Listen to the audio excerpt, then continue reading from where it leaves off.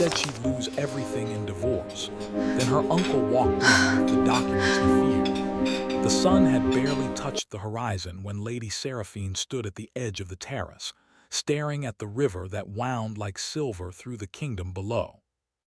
The wind, cool and sharp, tangled in her dark hair as if trying to whisper secrets she was not ready to hear.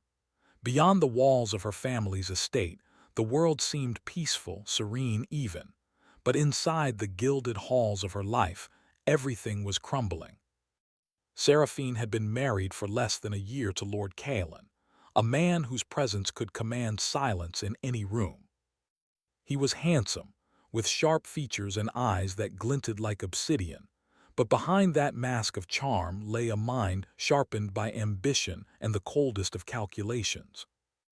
Tonight he had told her that if she defied him, she would lose everything: her lands, her titles, even the legacy of her bloodline which had been protected for centuries. Her chest tightened at the memory of his words. "You belong to me, Seraphine. Everything you have is mine to claim if you step out of line." The voice, smooth and deep, had left a chill that no warmth of memory could erase. She had once thought love could live in the space between them, but now it felt more like a cage, gilded and suffocating. As she leaned against the cold stone railing, her mind wandered to her uncle, the only person who might save her. He had been a court sage, a man of wisdom and knowledge, until political intrigue had forced him into exile. Yet he held something crucial: the original documents of her family's inheritance, written in ink that could never fade, bearing seals that no mortal hand could forge. If she could reach him, perhaps there was hope, not just to keep her lands, but to reclaim the freedom Caelan had stolen. The corridors behind her whispered with echoes of footsteps, but none came near. She was alone in the garden of her thoughts, the silence only broken by the rustle of leaves. And yet she felt it, the shadow of Caelan moving through the halls, watching, always watching. Her heart ached with a mix of fear and something far more dangerous, an unwanted fascination with him. It terrified her that even as he controlled her, she could not deny the pull he had over her mind. She remembered the night he had first confessed the truth of the pact their families had made, a marriage arranged to protect secrets too dangerous to reveal.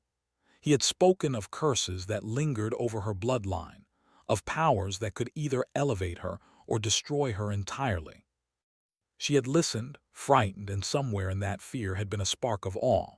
He was a man who wielded the shadows as easily as sunlight, and she had been powerless to resist.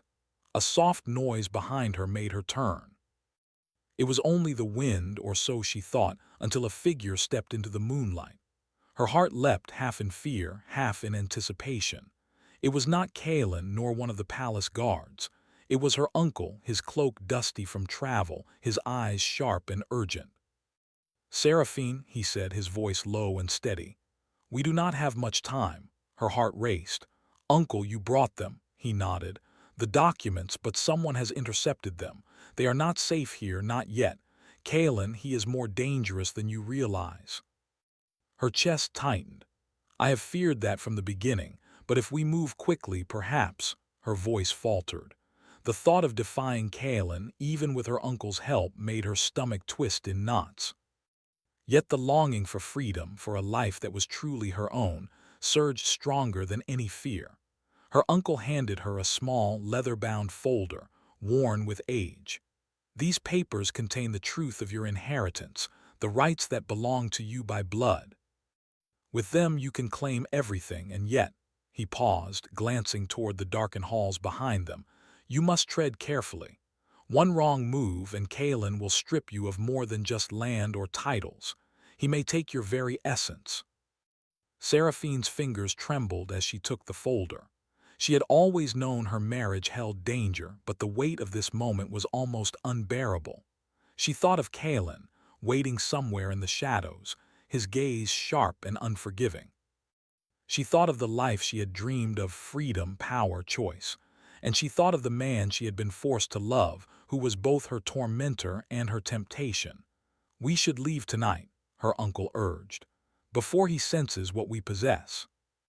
She nodded, determination solidifying like iron in her chest. Yet just as they turned toward the carriage that would carry them from the estate, a sudden noise froze them in place. A faint, almost imperceptible sound of footsteps. Her uncle's hand went to her arm, steadying her. "Someone is here," he whispered. Before they could react, a shadow detached itself from the darkness. A figure moved with unnerving speed, and the leather folder slipped from Seraphine's grasp. She lunged, but a cold hand caught it first. The papers were torn from her hands, and the figure vanished as quickly as it had appeared, leaving only a whisper of silk and shadow behind. Seraphine's heart pounded. Her uncle's eyes narrowed in anger and alarm. "Impossible," he muttered. "No one should have moved so fast." Kalen's voice echoed from the balcony above, smooth and amused. "Looking for something, my lady."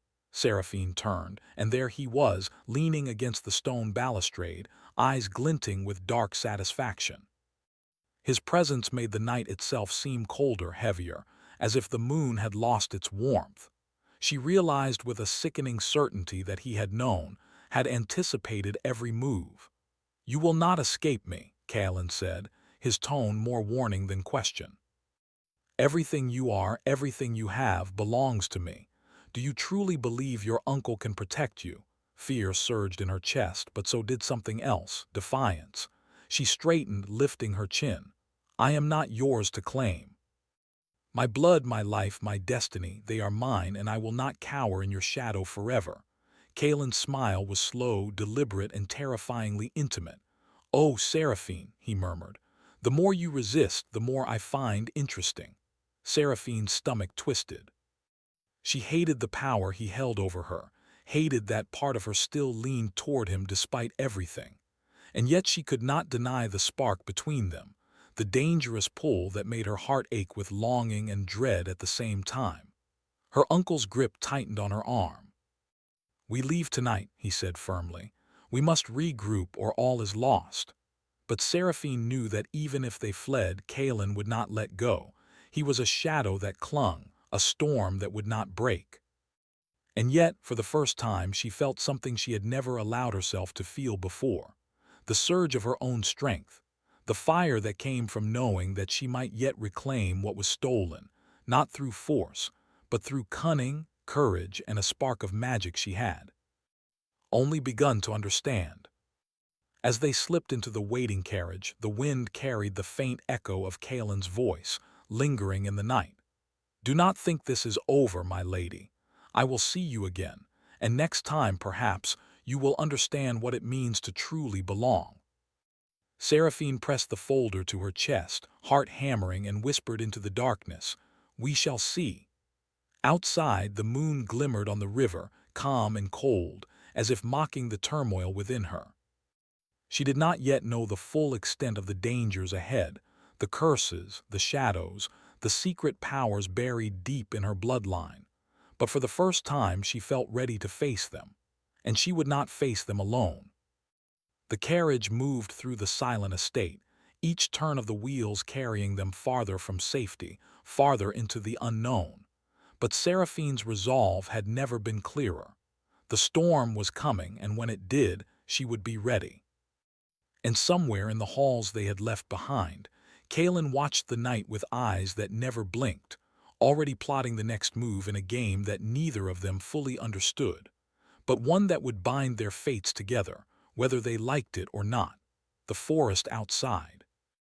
The estate stretched like a sea of shadows, the trees twisted and blackened as if scorched by some ancient fire. Moonlight filtered through the branches, painting ghostly patterns on the forest floor. Lady Seraphine clutched the leather-bound folder close to her chest, her fingers trembling not from cold, but from fear and anticipation. Beside her, her uncle moved with a quiet urgency, guiding the carriage along paths that only he seemed to know. "You must understand, Seraphine," he said softly, eyes scanning the darkness. "The documents we recovered, if we can fully claim them, are more than papers. They hold the truth of your bloodline, of the power your ancestors guarded for centuries. But they are also a target, Whoever wishes to control the past controls the future. And Kalen, he is more than just a man. He is part of the curse that haunts your family. Seraphine swallowed hard. The word curse had haunted her dreams since her childhood, spoken only in whispers by the servants and old guards. Her father had always denied it, claiming the tales were for children, but Kalen had spoken of it with chilling certainty. Now, hearing her uncle confirm it, the weight of her destiny pressed down on her like a mountain. "Tell me," she said, her voice firm despite the tremor inside, "what is this curse? What is he?" Her uncle's eyes darkened. "Your bloodline has always been powerful, capable of magic that can alter the course of life itself. But power draws attention, even from forces unseen. Generations ago, one of your ancestors angered a spirit of the kingdom, an entity of shadow and vengeance. That spirit cursed your line, binding them to fear, to loss, and to manipulation. Every marriage, every alliance, every promise carried its weight. Kalen, he is tied to that curse. He cannot act freely, cannot love freely, and his cruelty is born from a chain he did not forge himself." Seraphine felt a cold shiver run down her spine. Part of her wanted to flee, to hide from the truth, but another part, a stronger, braver part, wanted to see it fully, to confront the darkness that had defined her life. She glanced down at the folder in her lap, the papers inside containing the promise of freedom, of choice. She had to reclaim it. The carriage stopped at a clearing where a small, abandoned cabin waited like a sentinel. Her uncle guided her inside, the wooden walls creaking under the weight of time. "This is temporary," he said. "We cannot stay here long. Kalen will know we are moving, and the curse will not rest." Inside, Seraphine spread the folder on a table, the candlelight flickering across the faded ink and ancient seals. Each mark told a story of her ancestors, of battles fought, of magic woven into the very soil of the kingdom. She traced the lines with trembling fingers, absorbing the weight of history and the responsibility now falling on her shoulders. Suddenly, a gust of wind burst through the open window, scattering the papers. Seraphine cried out as one document flew into the shadows outside. Her uncle moved to retrieve it, but before he could, the same spectral figure that had stolen the folder earlier appeared again, a swirling shadow, its form indistinct but its presence unmistakable. Seraphine froze, heart hammering. "It's here," she whispered. The shadow glided closer and the air grew thick with cold. Then, as if sensing her fear, it paused. From within the darkness, a voice, low and haunting, spoke. "She carries what is not yet hers." Seraphine's uncle stepped forward, voice firm. "You will not take her. She is under my protection." The shadow seemed to laugh, a sound that scraped at the edges of the mind. "Protection? Foolish mortal. Power belongs to those who claim it, and blood does not forgive weakness. You cannot defend her forever." Seraphine clenched her fists. She had been terrified, but she would not let fear control her. She reached deep within herself, feeling the magic that had always slumbered there. A warmth, faint but undeniable, spread through her hands. It was her own bloodline speaking, urging her to claim what was hers. The shadow recoiled slightly, hissing, as if sensing the awakening of her power. Seraphine's heart raced, not with fear this time, but with determination. "I am not afraid," she said, her voice stronger than she had expected. "You will not take what is mine." The figure disappeared with a sudden wisp of smoke, leaving behind an icy silence. Seraphine's uncle exhaled deeply. "That was no ordinary thief. It is the curse manifesting, testing your will. You must learn to control it, or it will control you." For the first time, Seraphine felt a spark of understanding. Kalen's cruelty, the threats, the sense that she could lose everything at any moment, it was all tied to this force. And now, the power that had always lain dormant within her could be the key to survival. Her uncle guided her to the back of the cabin, revealing a hidden alcove. Inside lay scrolls, vials, and talismans, tools of magic and protection. "You will need to train," he said.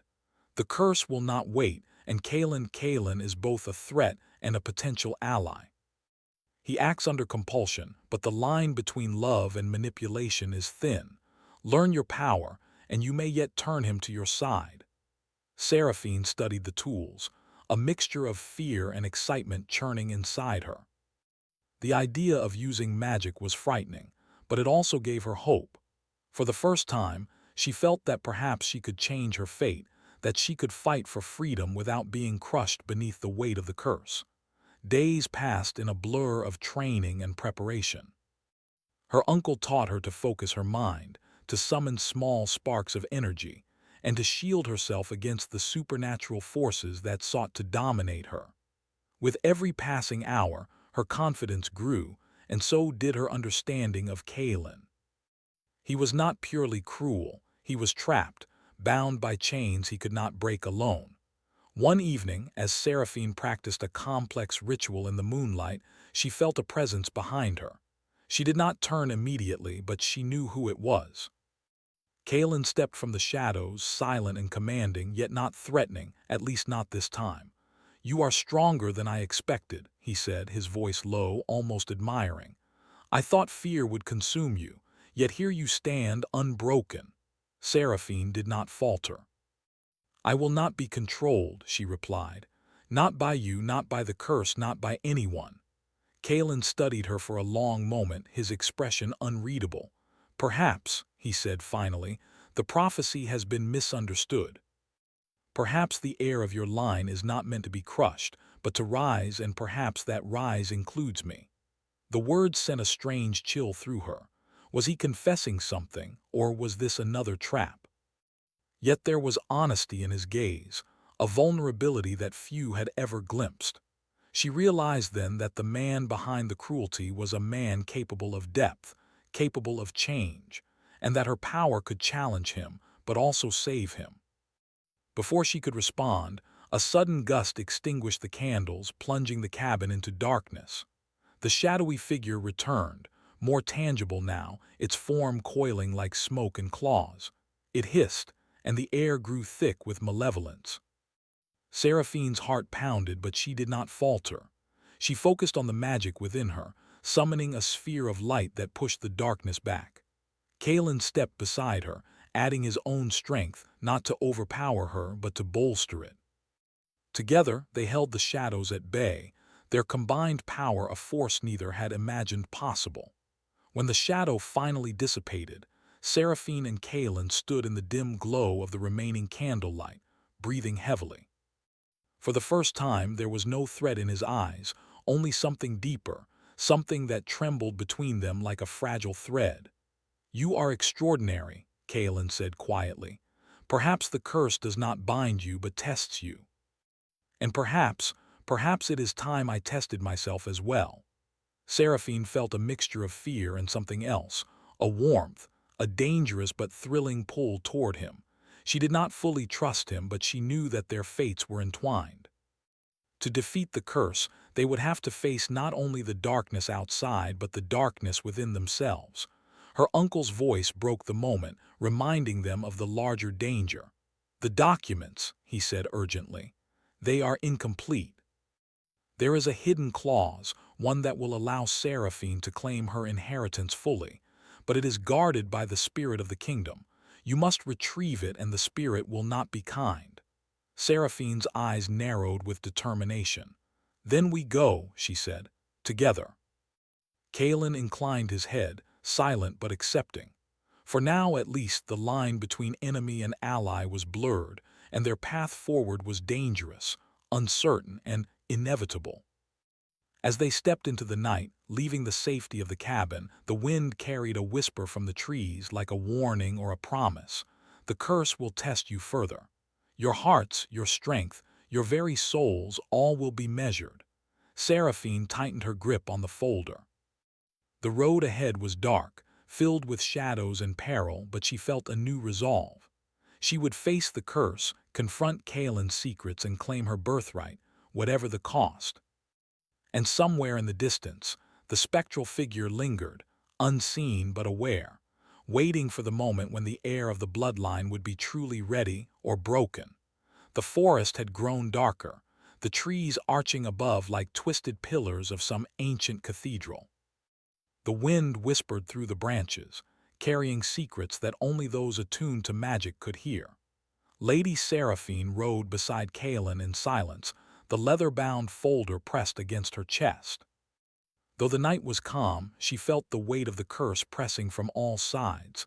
Somewhere deep in the shadows, the spirit waited. Her uncle rode ahead, guiding them with a steady hand. "The hidden clause is near," he said softly.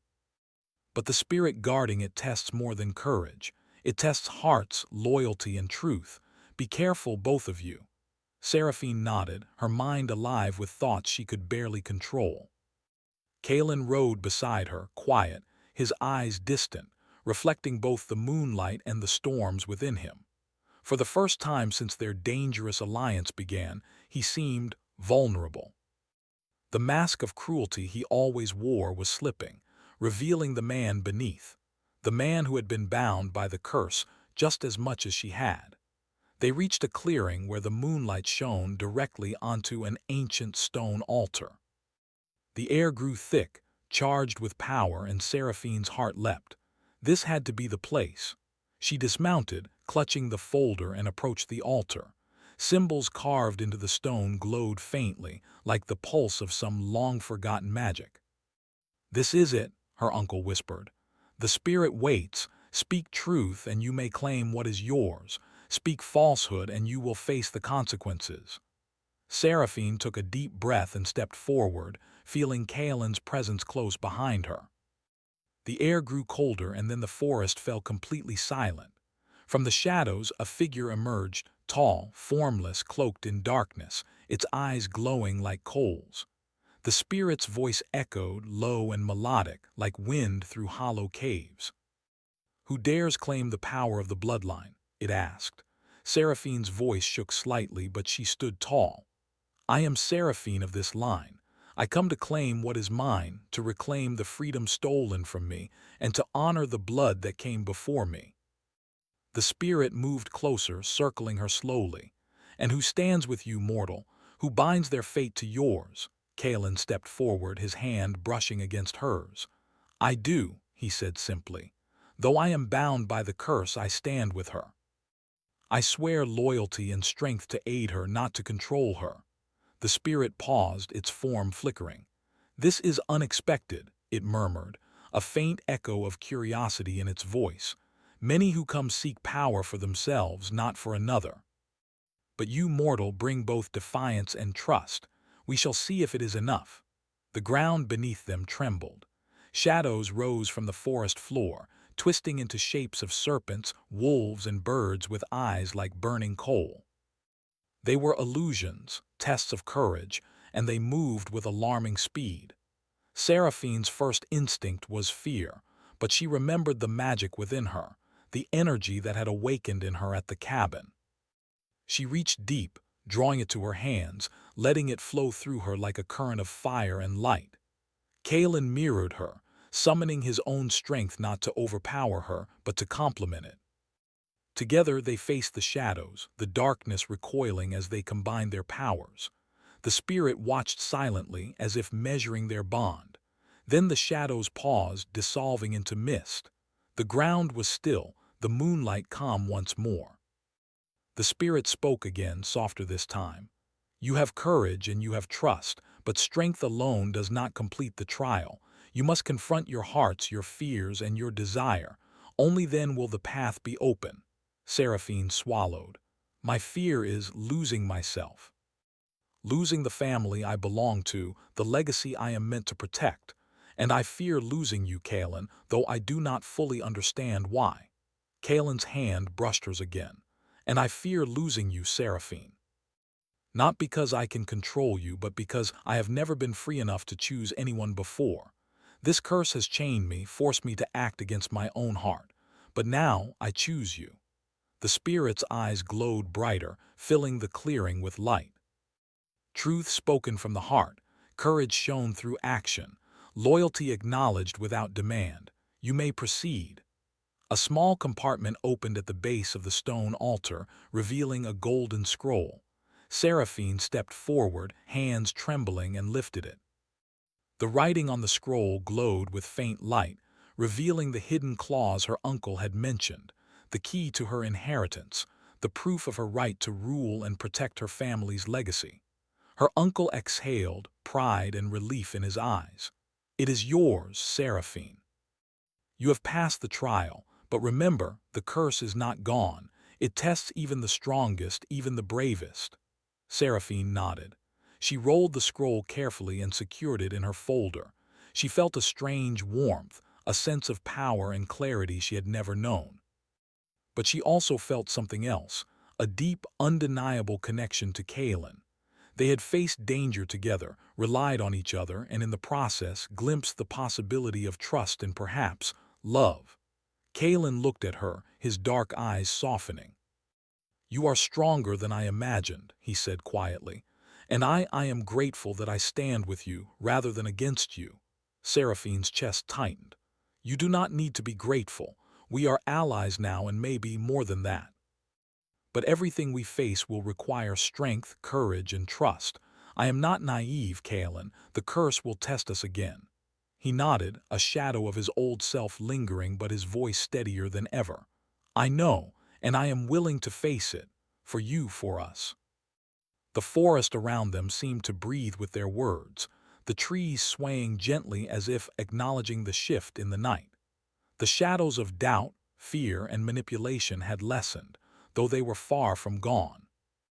Seraphine understood that their path forward was dangerous, unpredictable, and filled with trials. Yet she felt a new resolve burning within her, a fire that had not existed before. "Tomorrow," her uncle said, "we return to the estate. We must prepare for what comes next. Kaelin's allies and enemies will not wait for us, and the curse, it will not rest." Seraphine looked at Kaelin, seeing both the man he was and the man he could become. "We will face it together," she said firmly. Kaelin's gaze softened. "Together," he echoed. That night as they camped near the edge of the forest, Seraphine could not sleep. She stared at the stars through the canopy, the scroll safely tucked beside her. She thought of her ancestors, the sacrifices they had made, and the power they had protected. She thought of Kaelin, a man she had feared, resented, and yet increasingly admired. The realization made her heart race. Kaelin, too, lay awake, his thoughts tangled with hers, though he would never admit it. The woman beside him, strong, defiant, unyielding, had awakened something in him he had thought buried forever. The curse had shaped him, forced him to act with cruelty and cunning, but now he glimpsed the possibility of redemption, not just for her but for himself. As dawn approached, painting the sky in muted shades of silver and gold, Seraphine and Kaelin faced each other across the small campfire. Neither spoke, yet the silence was filled with understanding. They were bound by the trials they had faced, by the truth they had spoken, and by the spark of trust they had ignited. But the forest still held secrets. Even as the first light touched the leaves, a whisper of shadow lingered, watching, waiting. The spirit had tested them, but it was not finished. Kaelin's past, the enemies of the estate, and the remnants of the curse all awaited them. The road ahead would demand every ounce of courage, wisdom, and heart they possessed. Seraphine looked at Kaelin once more, her eyes steady. "We have passed one trial, but this is only the beginning. Whatever comes next, we face it together." Kaelin nodded, his dark eyes reflecting both determination and something unspoken. "Together," he confirmed. And as they prepared to leave the forest and return to the estate, a new sense of purpose filled Seraphine's heart. She had reclaimed a part of her destiny, awakened her power, and glimpsed the possibility of love in the unlikeliest of places. But the greatest trials and perhaps the deepest truths were still ahead. The shadows may linger, the curse may test them again, and the dangers of the estate would not wait. Yet for the first time, Seraphine felt ready. She would fight for her birthright, for her freedom, and for the fragile bond forming between herself and Kaelin.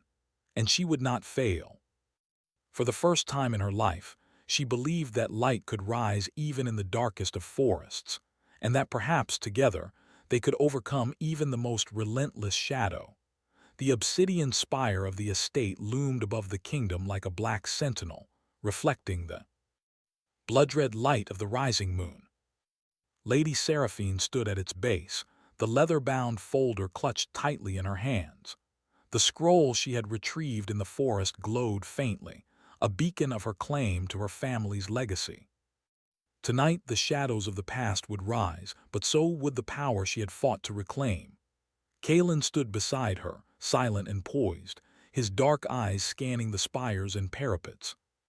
His usual calm had deepened into a quiet intensity, as if he carried both the weight of the curse and the burden of redemption.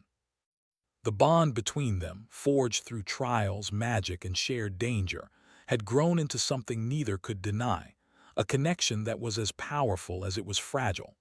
Her uncle approached, his face lined with worry and wisdom. "Seraphine," he said, "the documents grant you your right, but the curse is not fully broken. Kalen's enemies within the estate and within the kingdom will not hesitate to challenge you. You must be ready." Seraphine nodded, feeling a strength she had never known. "I am ready," she said, her voice steady, even as her heart raced. We faced them together. The doors of the spire opened with a low, echoing groan, revealing a throne room bathed in crimson moonlight. Shadows danced along the walls, and the air felt charged, as if the estate itself sensed the gathering storm. Figures moved in the darkness, rivals, conspirators, and remnants of the old court who had coveted her inheritance. Their eyes glinted with greed, suspicion, and malice.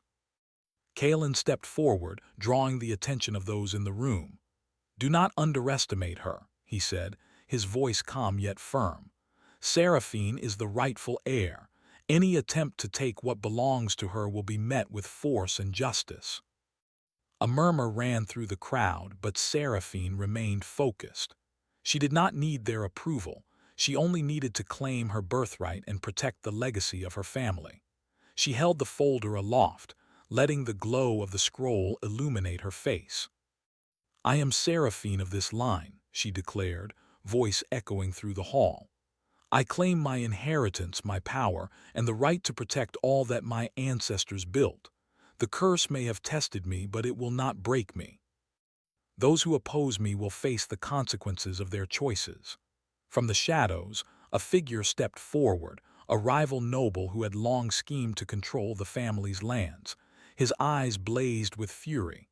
"You cannot claim what is rightfully ours," he shouted.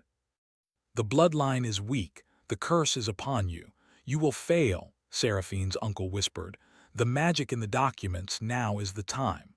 With a deep breath, Seraphine opened the folder and spread the scroll across the floor.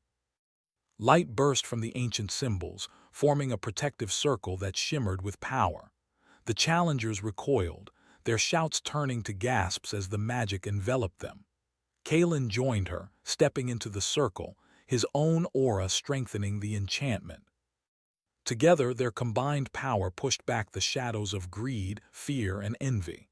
The rival noble screamed as the circle's magic forced him to his knees. "No, this cannot be," he cried, but the enchantment held firm. Seraphine's voice rang out, clear and commanding. "Leave this place and swear never to challenge my right again, or face the consequences." One by one, the challengers fled, their courage shattered by the undeniable authority and power now radiating from Seraphine. The throne room fell silent, the only sound the steady hum of the protective magic. The curse that had haunted her bloodline for centuries had lost its grip, weakened by her courage, her wisdom, and the bond she had formed with Kalen. Kalen turned to her, his expression softer than she had ever seen. "You have done what many thought impossible," he said quietly. "You have not only claimed your inheritance, but you have begun to break the chains that bound me as well." Seraphine felt a surge of warmth, a mixture of relief and triumph. "We have done this together," she said, meeting his gaze. "You were part of this, not because I needed you to be, but because we chose to stand together." The uncle stepped forward, smiling.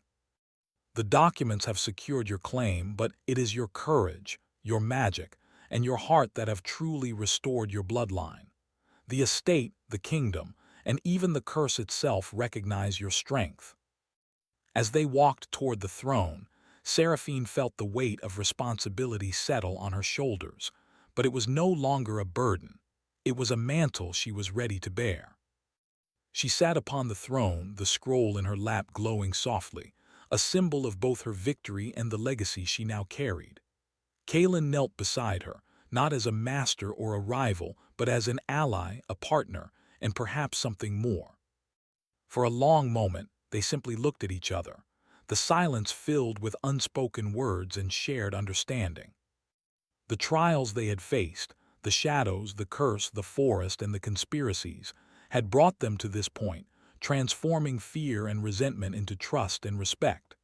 Seraphine finally spoke, her voice soft but firm.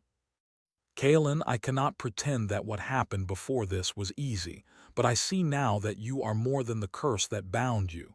You have a choice, as do I, and together we can face anything. Kaelin's hand brushed hers gently.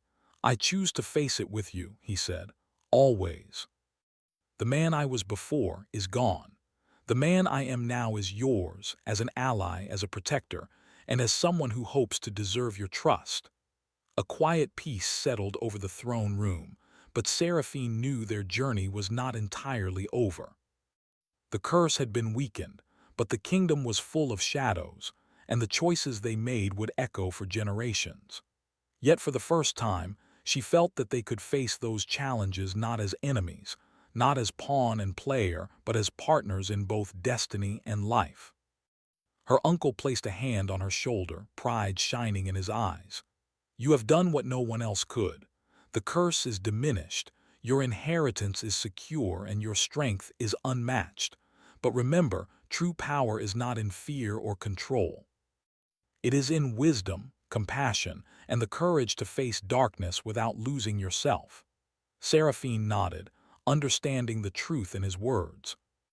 She looked at Kaelin again, seeing not the man who had threatened her, but the man who had stood with her, grown with her, and faced the impossible by her side. Outside, the moon rose higher, casting a silver glow over the obsidian spire. The shadows of the past had been challenged and held at bay, and the first light of dawn promised a future that was hers to shape. Kaelin stood, offering his hand. Shall we face the new day together? He asked, a small smile breaking through the intensity in his eyes. Seraphine took his hand, feeling the warmth of trust and connection. Together, she said, her voice steady and sure.